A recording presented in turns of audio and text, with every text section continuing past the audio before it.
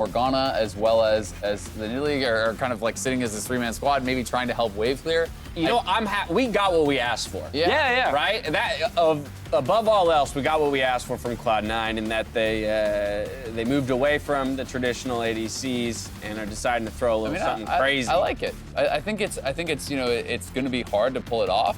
We will see this Jax swap. Are they? Or will that Licorice playing? Is Zeyzal playing? So it's possible that they had an error with the swap. We have had this happen before. True. I would be shocked if Zeyzal is actually the one playing this. That wouldn't make a lot of sense to me, but I could be wrong. Because then, in this case, they could be doing Gragas, Jax bot lane and try and play that as a kill lane. You don't put Gragas with Jax. Feels very Jax is terrible for a kill lane. He's a scaling champion. He needs solo experience. He needs the items. I didn't say it was a good kill lane, but maybe they could try. into Karma Soraka, are you trolling? No way. Why would you have Licorice on the Morgana? I think that had to be an error. That's my guess. But they are actually remaking Champions exactly. real quick. I don't actually have an official word yet on what the reasoning is, so I don't want to give any false information out. But I just want to make that point of clarity that I don't know actually why it is being remade. I have been told that the picks will remain the same. The champion select stays. It might be a swapping issue. It might be something else. And I'm just gonna go ahead and assume that is what it is, and we can talk about the game, kind of in that idea. Assuming that this is gonna be Licorice on the Jax top. If you can survive the early game, you have Nidalee, a power farming jungler, which can be pretty powerful early, alongside the Aurelia and the Jax. You have the ability to then maybe take the game into a 1-3-1. You're trying to look for a split push. You're trying to very much avoid the team fight. You have no interest in team fighting into this Soraka Karma type of game. And if you can avoid that kind of core, well, Soraka and Karma, aren't going to be as powerful as individual pieces. I think, in those. I'm just trying to think, like, where are you looking to really snowball hard? You have a Nidalee jungle. That does not signal to me you're hard camping lanes or anything. But if you go up to Jax with Nidalee and there's a Elise Renekton on the other side, you're just gonna die. I think it's more just about protecting him and pressuring, trying to actually be able to move around the map, power farm, keep eyes on the Elise, protect this Jax to where he can outscale. I think Gragas Morgana bot lane, though, could actually push pretty effectively. And there is a chance you start seeing, like, roaming squad with the Morgana Gragas towards mid lane, where there's a TF you can gank. Because the Nidalee, to me, is obviously not here to gank. She's here to try and invade. And you know what's weirdly interesting about that? If the picks are actually in the hands of the players that will pilot them, Licorice Sven-Skaren as a duo might actually make more sense than any other duo. And then you put Zeyzal with top this lane? lineup. You put Zeyzal top because he doesn't have his duo and Sneaky in the lineup. At least Sven and Licorice work together in the early game. Definitely pick him a tank if that's the case. I think if you're putting Zeyzal top in a matchup that is pretty difficult early, playing into Renekton early as a Jax player, a skilling champion, where you're going to be getting camped by Broxa on Elise, that to me is like, that's a recipe to go 0-10. Like, that's the run it down. I love how many questions there are regarding this draft and the players who's actually playing it. This is great. I mean, it's fun. How are they going to survive early game top side, no matter who's there against Renekton Elise? And the bot lane, like, against Soraka Karma, which is such a, no offense to Fnatic, but such a boring lane to look at because it is just like healing and shielding and not really anything else. But I think the Soraka is something, if you had a ganking jungler, you could have really tried to punish, but the Nidalee pick, obviously, well, I mean, he can try and gank at least. If it's a Gragas bot lane, they do have CC set up. If you have Gragas bot lane, I could see the Nidalee being able to get some work done. Because, the flash knock-up, Morgana's able to get up for a binding as well to follow up on that, maybe. There is potential for kills. They did take Ignite on the Gragas, Again, a lot of things are going right in this situation for the kill to come through. But the other thing that you always have to keep in mind about Soraka, which I think is sometimes underrated, is as the split pusher, in the against scenario, you now have to deal with this additional ultimate, which is so powerful. It makes it much more difficult to win 1v1s. Post level 6, 2v2s also become incredibly difficult. You can go for things like Athenes, charging up your Athenes with poke, and then the ultimate becomes even more powerful. So it really can swing side lane fights. And if that is the way that Cloud9 are going to try to play this game, then all of a sudden, yes, Renekton should be getting outscaled by the Jax, but if you're going the Spear of Shojin route and you have a Soraka backing you up with the ultimate, well, it's going to be hard. Jax is probably 100 CS down or something, right? If you hard camp him in the early game. We are getting close to ready here. It does appear that it was a swapping issue, so Licorice will be taking a hold of that Jax, and the Morgana will be piloted. by Zeyzal in the, well, who knows where still, right? We assume in the bot. I'm still thinking it could be double jungle. Zeyzal holds bot alone with Morgana. Gragas, Nidalee as a jungling duo. I think it's cool. Tries to like really shut down Broxah in the early game, and then so you would go. In that case, you would go Gragas, like your primary jungler, and then Nidalee kind of like the bot lane / secondary jungler? Yeah, well, both of them as well would be able to clear like super fast, especially Nidalee, if you're actually able to like get her into the enemy jungle without Broxah being around. Like, My only concern there is they might not have the push in some of the lanes. If you don't have the push and you get clapped that on, is the shocking part. All right, well, I think we've only come up with more questions and more uncertainty since Champion Select, which is ultimately a good thing. It means we're in for a treat of a game. And with that, we are going to throw it out to the Battle Arena and the casters for the call. Help us make sense of this, guys.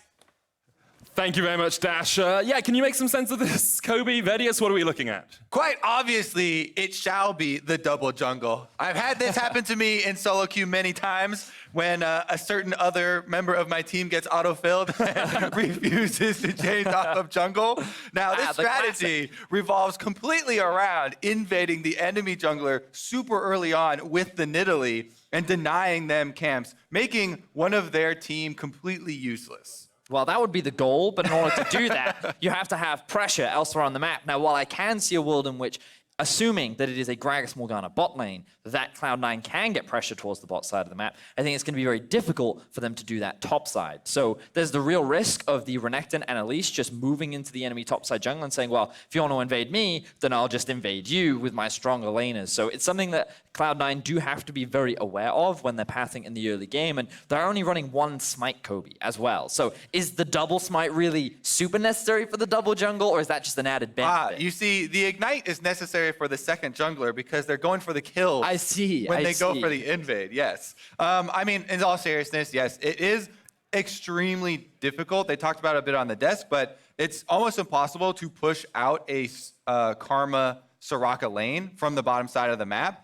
So very rarely are you going to be able to have control from that side. And since there is a Twisted Fate, you usually actually want to attack the Twisted Fate. One of the oldest and truest sayings in League of Legends, go to the source of the global first, so you can try and weaken that power and take away Twisted Fate's ultimate ability by attacking that early on. And while there is a lot of confusion in where some of the champions are going, what strategies they will unfold, the one thing we can be confident of is that Fnatic will dive top lane. Yep. The analyst desk already talked a lot about it. We're going to keep reinforcing it in the game. The reality is Renekton and Elise considered two of the strongest early game champions in League of Legends. And we're going to be seeing Whippo set up a slow push. We're going to be seeing maybe even Twisted Fate look for an early roam. They may even send 3 people top. But the whole goal is to try and get Whippo ahead. Thoughts on these signs, fellas? Well, I was hoping you'd do the dance for us again. It's free! We'll see how free it is after 40 minutes or so of gameplay, especially with Broxah playing an early game jungler who is just his sort of cup of tea at the moment. Like, it's what he excels at so much, is being aggressive in the early game. Yeah, I've been a fan of Broxah for a super long time, and he has absolutely transformed Fnatic. From spring to summer, this team looks completely different, and it's off the back of this jungler. Broxah has absolutely been destroying teams, back-to-back ganks, tower diving very early on, and he's piloting the Elise. It's the perfect champion to go for tower dive. So you guys kind of mentioned the top lane as a prime target, but both of the melee solo laners are possibly abusable. And at the beginning of the split, it was a big deal for Broxah to be able to prove himself as well. With the introduction of Dan to the roster, Broxah was very vocal about how he wanted to demonstrate that he was still one of the best junglers and that he could compete at the very best and that he didn't need to share time. And that I think so far this split, he's demonstrated how valuable he is to the team and how strong he is. And after yesterday's loss, he's looking to bounce back Fnatic coming into today's best of 5 against North America. Of course, it's a little bit of a hampered C9, not having Sneaky in the squad, not having the sort of traditional bot lane player, and they're not going for traditional bot lanes. Neither team actually deciding on an AD carry. It brings up, the AD carry in 2019 meme again. But what do you guys think about these bot lanes? How do you think they're going to interact? Well, Karma Soraka versus Gragas Morgana, I will be honest, probably not the most engaging of bot lane duo matchups, but it does very much depend on how much movement the Gragas does. I wouldn't be surprised to see this double roaming jungle threat where they kind of work together and you'll leave the Morgana to be independent. But I think that Karma Soraka is very much focused on farming, safety, security, and adding utility in the mid to late game. And it's extremely difficult to actually get the kill in this lane with Karma and Soraka both having healing and shielding abilities. If we look at the summoner spells that they're holding right now, it would be a heal on Soraka. So the possibility is a Gragas Flash Ignite from Svenskeren all in on the Soraka is the one that you have to try and target and try to burn down. If you get the Ignite on early, you can try and cut the healing. And then Morgana flashes in to follow that up with a binding. If you land the body slam, then it's a guaranteed binding hit. However, you're probably going to need some extra damage to get through even the rest of the Karma shields. So it would probably be at the timing of a visit from Nidalee. Other than that, the Soraka and Karma will just wear you down in the lane, throwing out poke constantly, healing back up. It's all come down to this. The finals of Rift Rivals kick off. Fnatic versus C9, looking to put a win on the board for their respective regions. And the battle between Europe and North America is always a spicy one. And this game looks to be no exception. Well, let's have a look at what Cloud9 is up to in the early game. We do see a bit of grouping up towards the top side of the jungle. Morgana very early, very strong early on in the game because of the binding and because of her ability to set up for the rest of her team. And whenever you are running compositions like this, you're going to want to go for some sort of early advantage. You know, group up, see if you can get a flash blown somewhere. That will open up an area for Nidalee to try and attack. And see if Blabber will be able to make use of the early game power of Nidalee. If you can get any sort of early advantage, she farms very quickly, and then you can go for a lot of aggressive plays. And we are going to get a little bit of a delayed move here, just for the ward by the Pixel Brush. Ward comes in from Fnatic as well, though, so they will spot out C9 going across towards their blue.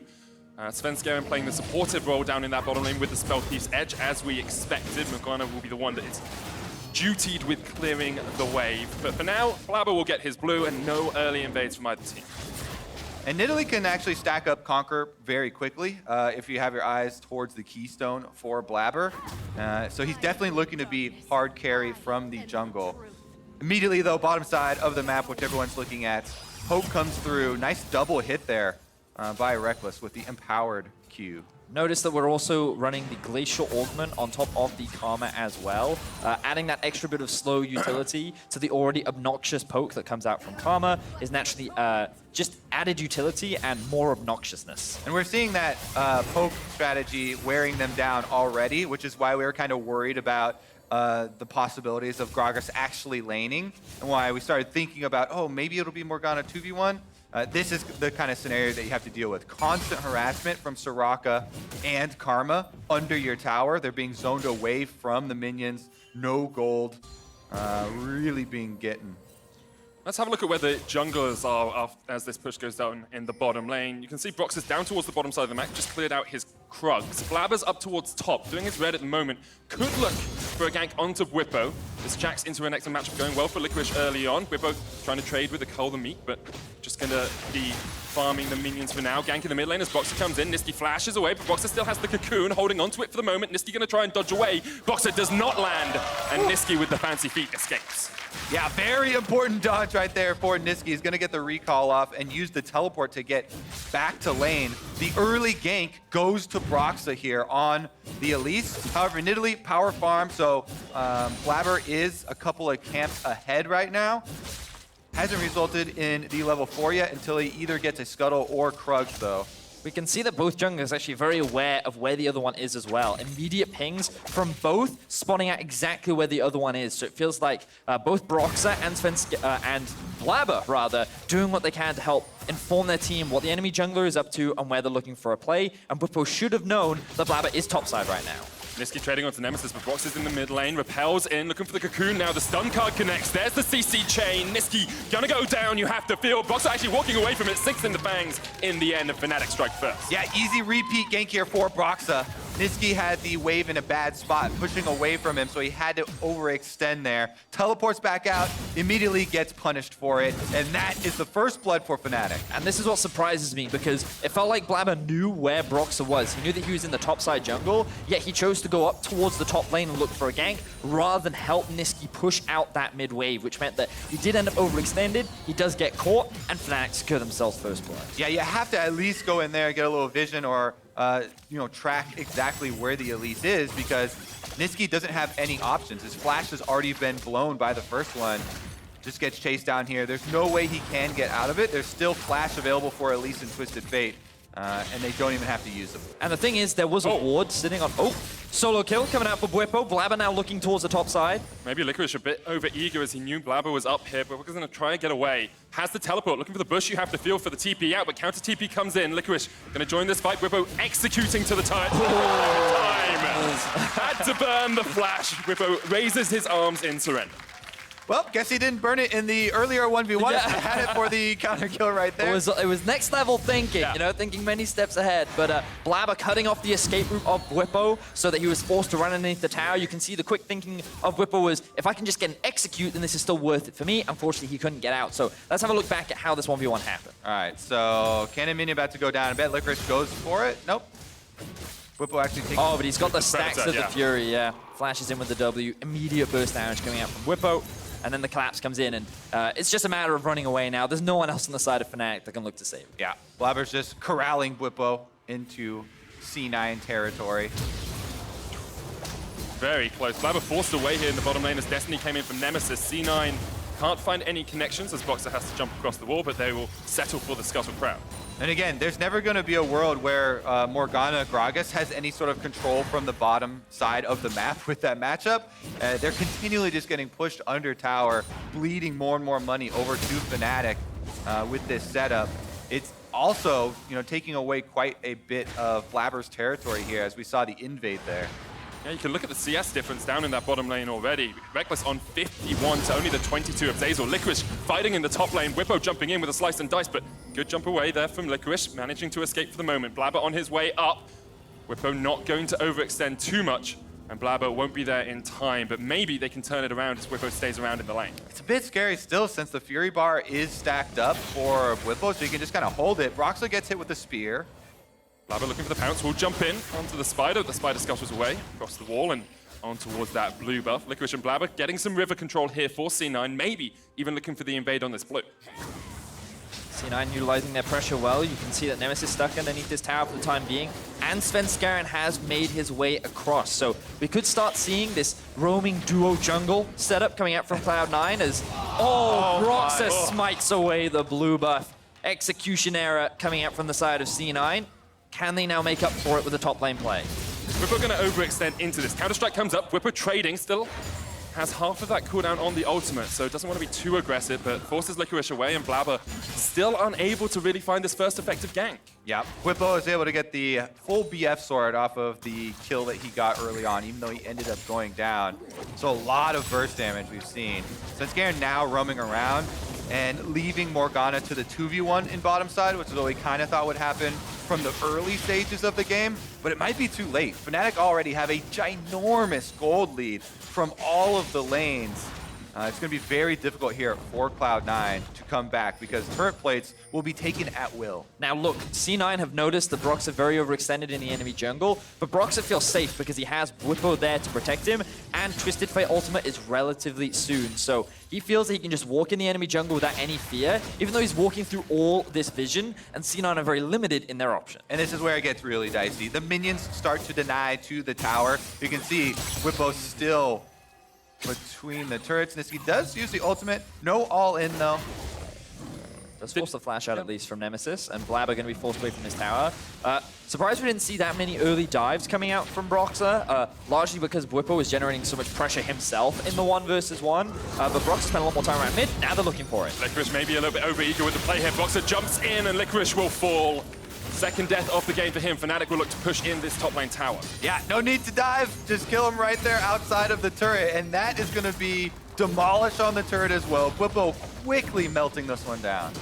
And Bwipo is building a massive advantage for himself. 1.4k is his current gold lead. He's sitting about a 25 CS advantage, and this is one of the dangers of giving these winning matchups over to Bwipo. He likes to play aggressive, he likes to get in your face, and something we've been seeing a lot more of Fnatic this split is Broxah is willing to play around him. Now, can Blabber finally get something back on the board? Because he hasn't been able to generate much pressure on the map so far. And I do think it's important that Broxah went mid early on, because we talked about Twisted Fate, that being an area for Cloud9 to attack, but if Broxah goes there first and gets the advantage for Nemesis, that just opens up the entire map. So Cloud9 have to constantly be afraid of Twisted Fate ultimates now, because of the early advantage they were able to get ganking Nisqy over and over. And you can already see it on the minimap, but I don't have time because Fnatic looking for a play. Just looking for the chains there, Broxah.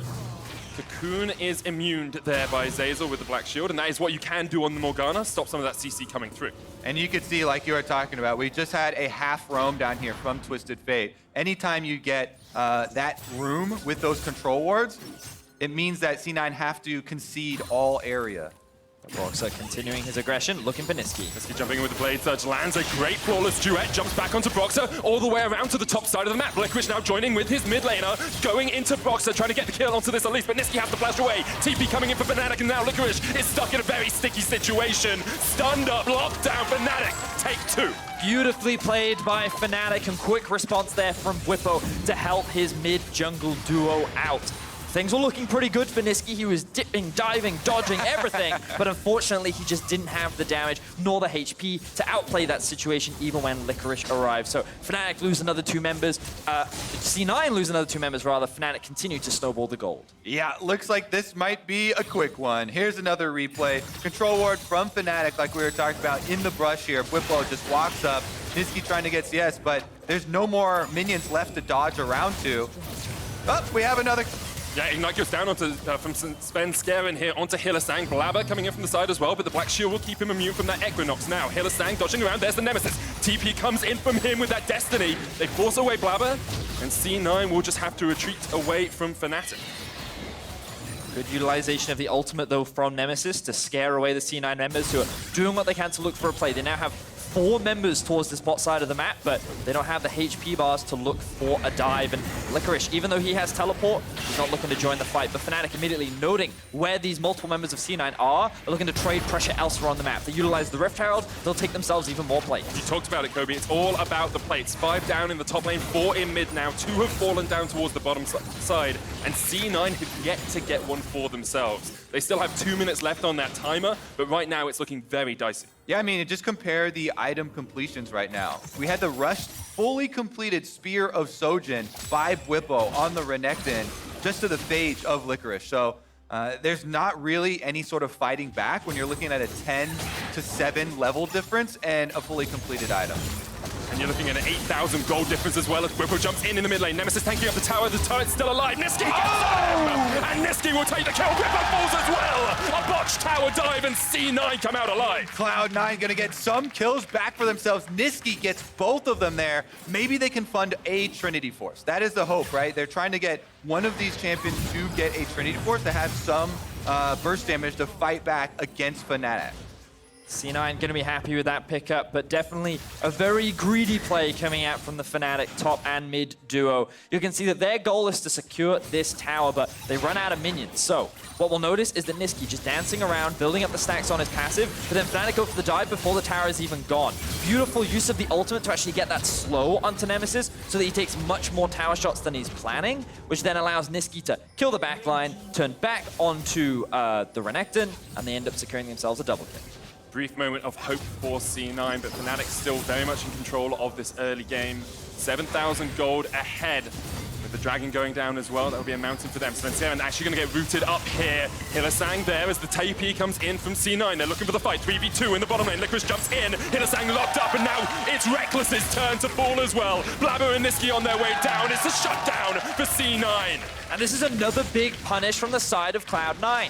They were the team that had the teleport advantage. And the moment the Reckless and Hylissang overextend, Licorice is able to find the flank, and they pick themselves up another 2 kills. Yes, the gold gap is still very big, but finding these picks is definitely what Cloud9 need. And they've got 15 seconds to try and get some turret plates off of that turret too. It's still so early in the game. Turret plates are up and they get some extra money off of it, but it's in exchange for a secondary turret on top side as Renekton is able to get rid of that one. And this is something that we often see from so many of the European teams where even if they sacrifice something one side, they're always willing to trade it for something else on the map. So what should have been disaster for Fnatic actually allows them to secure a tier 2 in the top lane, and they're even able to gain mid priority as well. Cloud9 doing what they can to secure the Drake. Now they're looking for another pick. Destiny going down bottom lane as Licorice is overextended. Hylissang, Reckless, and Nemesis all here to pick up the kill. Licorice going to try and dodge around as much as he can with the counter-strike, but he won't survive for long. Nemesis secures it.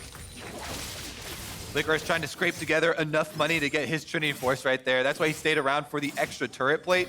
He did get it, but cost him his life. And now Cloud9 looking for the play in mid lane as Niski jumps into Whippo, has to dodge around. The Vanguard's edge comes out as well, but Whippo just so tanky at the moment. Takes the kill in the 1v1. Svenskeren jumping onto Broxer, looking for that final auto. Broxer unable to stun him in time, and now Blabber and Svenskeren on the wrong side of the map. Up towards the top side, Zeyzal has to flash away. Reckless on the chase. Blabber forced down towards the bottom side as Zeyzal gonna get caught out here by Fnatic. Hylissang and Reckless will get that kill in the end.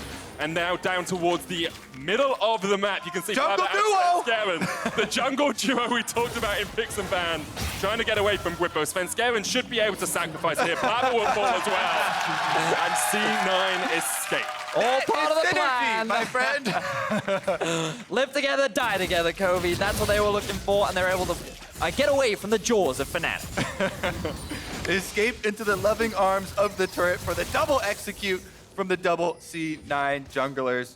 Now, of course, Fnatic have full reign of the map right now, but Cloud9's still looking to create plays, right? They're not going to go down just sitting at their towers.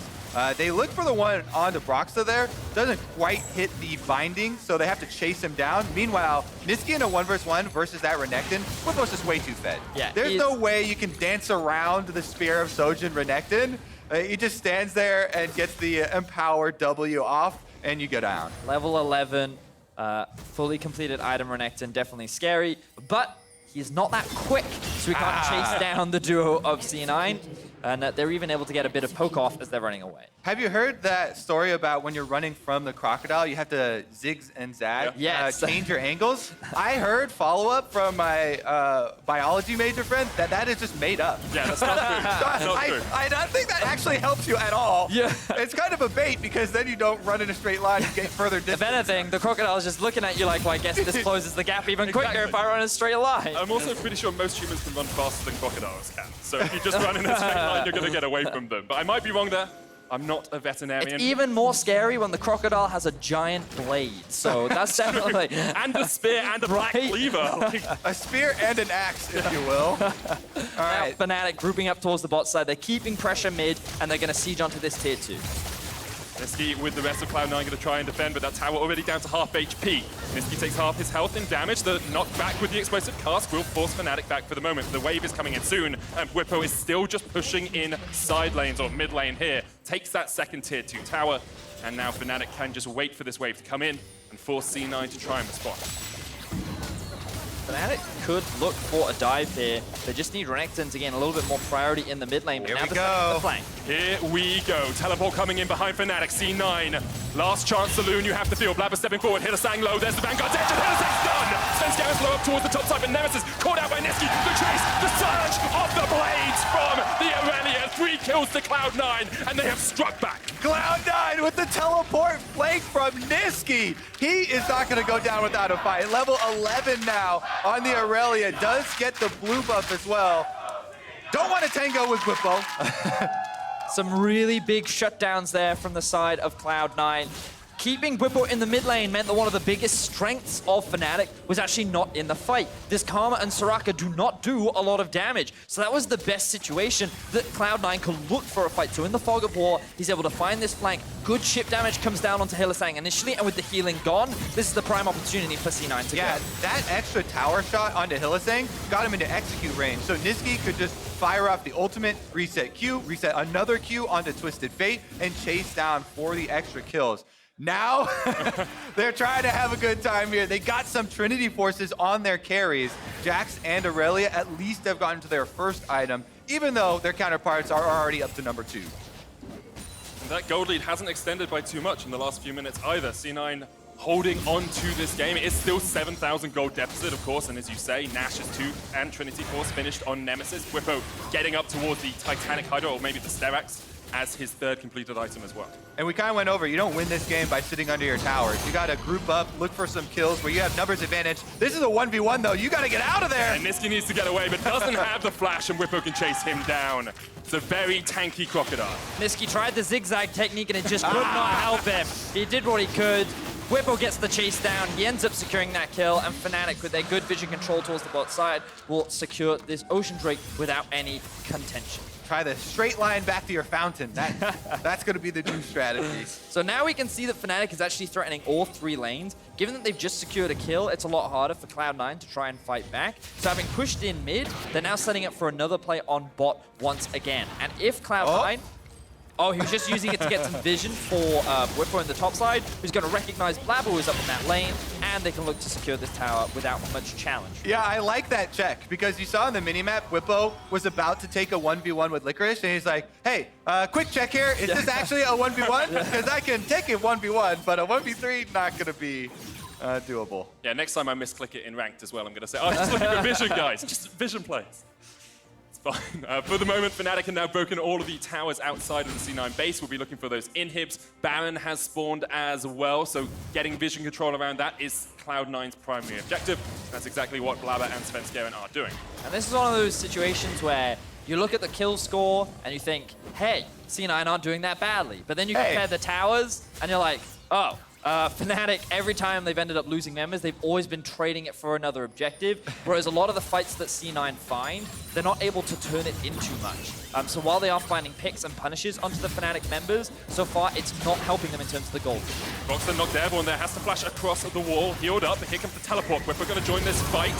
Pops the ultimate straight away. C9 looking for the Barney in the river as Whippo goes C9 now in a 5v4 can look for the fight. Nisqy jumping around as much as he can. Licorice jumps forward as well. But now C9 have to back away because Reckless is on the charge. Stun lands onto Hylissang. Nisqy unable to get the damage down and the Soraka survives. So does Nisqy though. Just about alive on the backside of the fight. Destiny comes out. This one's not for vision. This is for the chase. But Nemesis unable to find his man. Fnatic just don't have enough damage without Whippo, which means that the moment that he drops, Cloud9 can just walk out of this fight. But again, while they don't convert it into any objectives, at the very least, they slow Fnatic down and they buy Cloud9 more time to scale.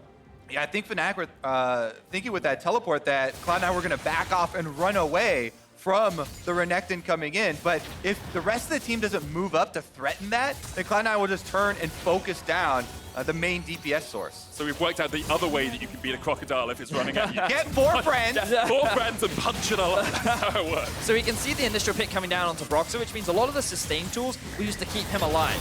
Notice as well that Twisted Fate is not in position to assist with this fight, which means that this is already a 4 versus 5, even with the awkward positioning from the side of Fnatic as well. So C9 is set up for success, but then we can just see that the damage from AD Twisted Fate, not the same amount of burst that can come out, which means that finding these last hits just doesn't come through from Fnatic. Reckless actually flashes, and Mantra inspires, Mantra Qs onto a minion as well. Doesn't hit the backline, hits a minion that's standing in front of him, so they don't get any of that extra damage out.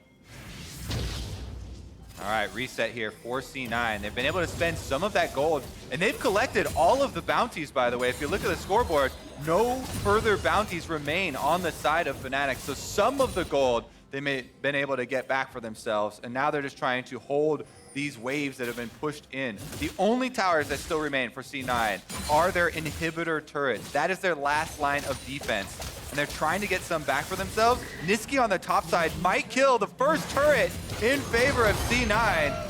Whippo looking for the kill underneath the tower here, though, as Licorice is back in his base. Counter-Strike will get the stun lock. Boxer kills Blabber. Zazel in the middle of this fight as well with the Soul Shackle. Svenskeren has to flash away, but Boxer sinks in the fangs. And Nisqy coming down to help out his team might be a little bit too late. Lands the flawless duet. Black Shield comes out as well. He's going to try and dodge around this fight, but he just doesn't have any healing reduction.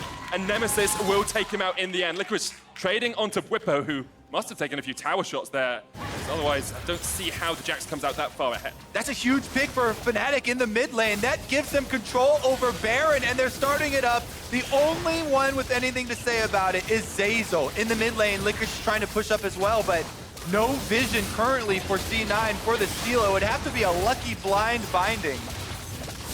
Very difficult for Zeyzal to take it. Tries to get it with the Super Soaker, but can't secure it. Fnatic get the Baron 23 minutes in. They are in control of this game. Let's have another look at what started that fight. So they find an initial binding onto Soraka and think that they can go for this pick, but Nemesis, while he was looking for a dive bot, quickly pivots to using his ultimate to join the rest of the team mid. So they turn that 3 versus 3 into a 4 versus 3, allowing Fnatic to come out on top. Yeah, critically this time around, C9 make the pick, but they don't make it with Nisqy there. So they're missing a large portion of their damage to actually finish off that kill. If you don't have the Aurelia with the Trinity Force burst, they're unable to take him down. Thank you. Actually looking pretty fast. You said that most humans could outrun that? I'm pretty scared. I'm going to have a quick look just to see what the fastest human running speed is. I mean, do you know what your fastest running speed is? Because mine's not near 22. Humans can perhaps run as fast as 40 miles an hour in the past. Now, set my game up. Usain Bolt is 28 miles an hour on his 100 meters. So We've been slacking off there. We would probably all die if the crocodile started chasing us. And now we're all right, we need to make a deal then, Medic. We tripped Betty and... Oh, okay, I see how it is. I don't need to outrun the crocodile. I just need to outrun you two. Yeah, Medicovi still rhymes, I guess. I've got Ender for support in the end. Okay, so Fnatic have opened up this inhibitor tower down towards the bottom side. Reckless is pushing in mid. C9 looking to defend the inhibitor, but Whippo just stepping forward, gets caught with the binding, knocked back into the team. Licorice going for the stun here. Counter-Strike will connect. The stun lands off Whippo and he's very low. Nisqy gets the kill. Now, C9 going to keep it on the offensive, stepping forward into the faces of Fnatic. But Reckless has a flank position and Nemesis takes one. Boxer pushing forward here as well and lands the cocoon onto Nisqy, trying to dodge around, but Nisqy eventually will go down. And that is 3 quick kills for Fnatic as they look to close out this game. Nemesis looking to round out this game by securing a kill onto Blabber. He can't do it, but Broxah sure can.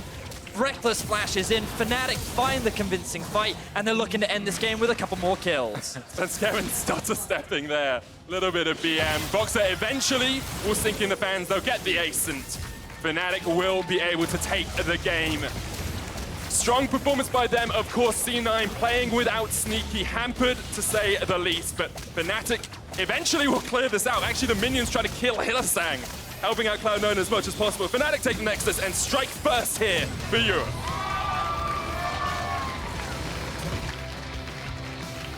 Fnatic had full control over the vast majority of the early game. We didn't really get to see much counter jungling come out from Blabber.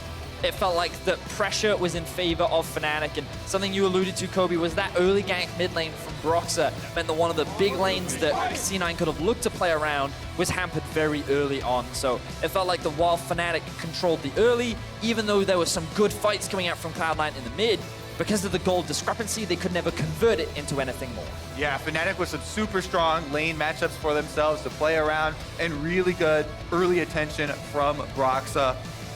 Allows them to snowball game number 1 and put Europe ahead. We're pretty happy with that. Of course, after seeing Fnatic lose to TSM yesterday, there were some question marks, but with Broxah back in, Fnatic looking very strong. C9, on the other hand, they'll be disappointed. They had some very good plays when they were behind. Even when they were 7 or 8K, they were finding some fights, but without Sneaky, you do feel that that team just isn't quite of the caliber it usually performs at. Yeah, I think they were stuck in a bad situation and they made the best of it. And as you highlighted, there were definitely some highlight moments. I feel like Nisqy overall has actually had a very solid tournament. And I'm excited to see what he can do coming back into the LCS. But overall, definitely a tough situation. And Broxah, he held no punches in the